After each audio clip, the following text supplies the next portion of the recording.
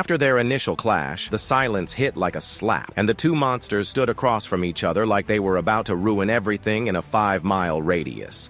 Then boom, they clashed, and the whole ground split. Dragon Daddy rose to full height and swung with that oversized claw, but my glorious king wasn't here to play defense. He slammed back with a punch so loud it made the sky flinch, but Dragon Daddy bit back hard, sinking his teeth into Mr. Aura Farmer's side, then launched him into the air like trash. The landing was rough. Drippy Woo hit the dirt, and the crater looked like someone dropped a building. Trying to stand was already a pain, but Dragon Daddy wasn't done being a pain in the ass. He sent out another fire breath, and Drippy Woo dodged by a hair, but the flames still took his damn arm as he did. Blood spattered everywhere. Pain screamed, but Drippy Woo didn't stop. He ran straight at Dragon Daddy like he hadn't just been half-cooked. The monarch tried to roast him again, but Drippy Woo cut through both the fire and Dragon Daddy himself with one clean swing. Dragon Daddy wasn't having that. He tail-whipped Drippy Woo into the distance and flew into the sky to regroup. Up there, the real problem began. The Monarch of Destruction started charging up something nasty. That next blast hit the whole battlefield like it was deleting everything in sight.